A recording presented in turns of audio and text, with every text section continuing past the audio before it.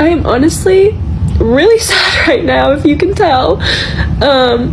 That's like the weirdest thing about grief is like, didn't cry for 2 days, was good for 2 days, and now I'm by myself, and it's just like the hurricane, like it's here again, you know? It's, the tsunami is back. Like, it's just so hard, and like, I'm frustrated because I, my whole world got disheveled, and I feel like he has moved on, and he is healed and moved on and doesn't care about me, which I don't want him to come back into my life, but it still just sucks, I can't imagine, thank you guys for sharing stuff, like stories that you've gotten through this, and it's been however many years, because I could not imagine that.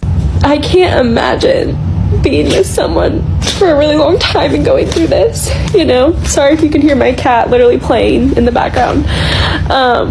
Like, I was only with him for 4.5 years, 1 year married. I could not imagine, though, being with him for longer and this happening, but it's just so sad sometimes, and it's like so hard to have to learn how to do life by yourself again. Like, you don't have that person to call all the time, or that best friend to go do things with, and that's what scares me. I've never truly been alone and worked on myself, and I'm terrified of it.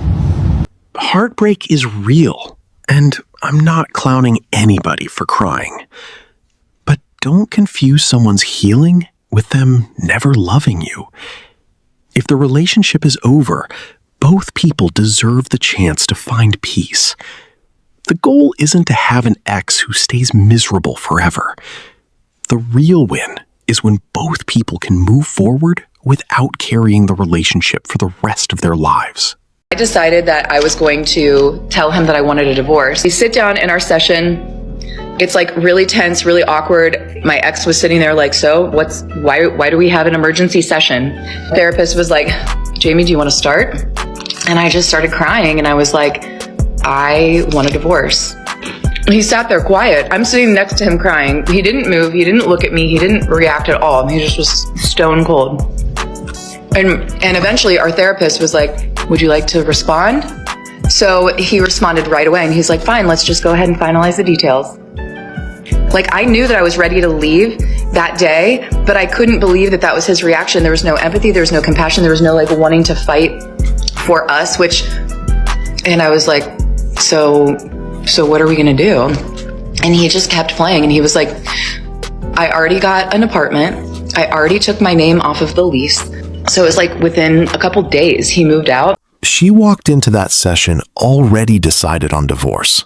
So what exactly was he supposed to fight for if the decision was already made?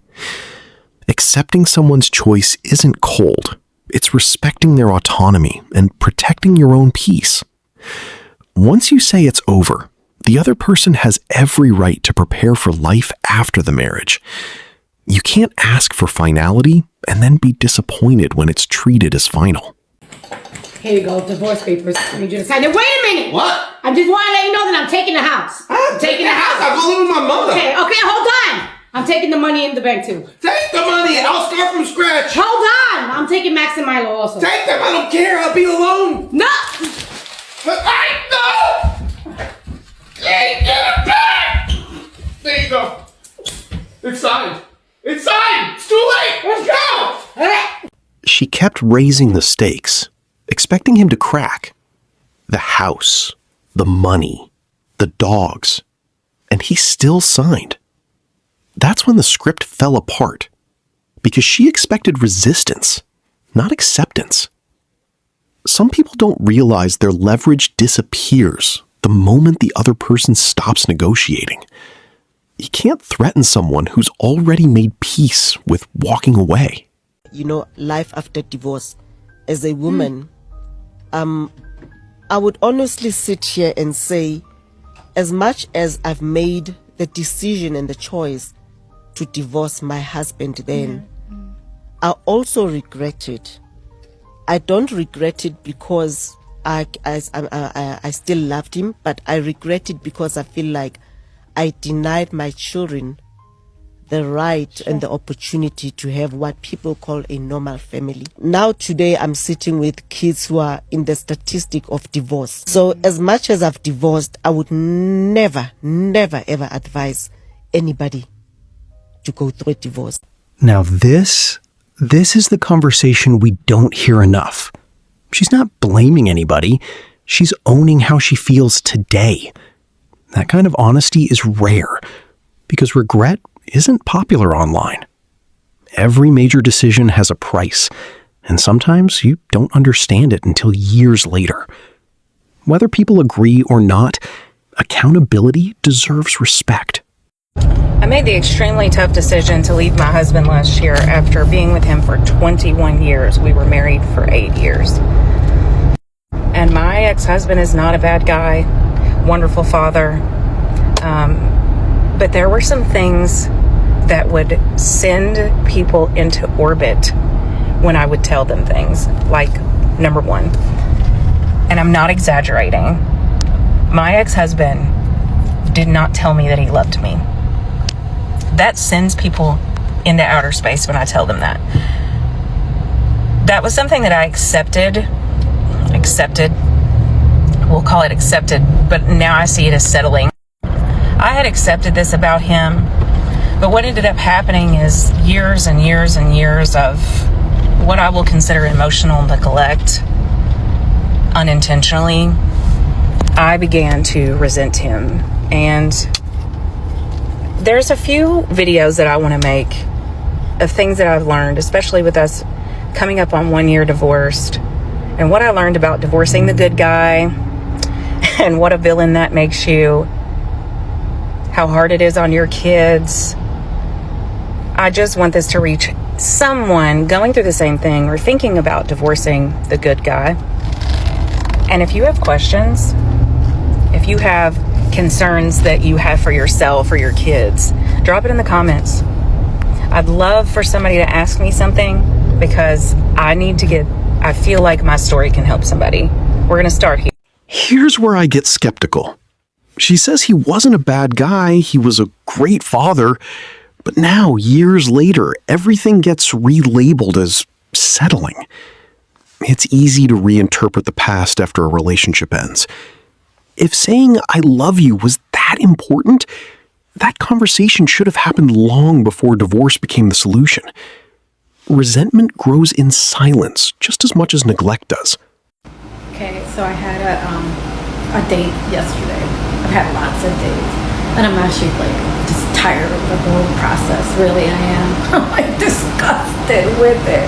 But you know what? At least it gives me good content, for you guys, entertain you. So I had this date yesterday. This guy, from Facebook dating app, and he had been, wanting to see me for a week or two now, and I kept putting him off. But anyway, he came to, where in Stanford, and I met him at a diner. We sat down, and not even until 5 minutes into the date, he's like, "Oh, I gotta make a call," and I'm like, "Oh, okay." So I am sipping water. He never came back. Who leaves a woman like that just sitting there by herself?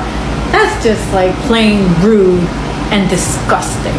This is why women are sick of dating losers like him. I'm not defending the way he left, because that was rude if that's exactly how it happened. But I also noticed she said she'd been putting him off for a week or two before finally agreeing. We only heard one side, so I'm not going to pretend I know why he walked out. Dating is frustrating for a lot of people, not just women. One bad date doesn't automatically make every man a loser.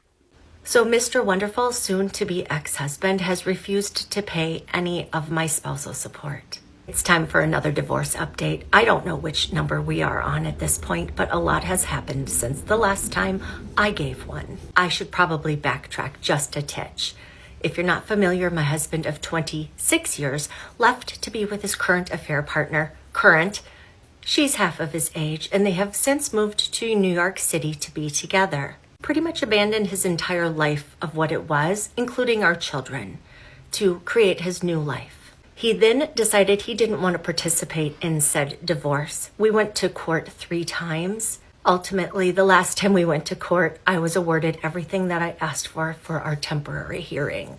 That would be claim to our house, to my car. He needs to pay my medical and health insurance because he had already removed me once from that.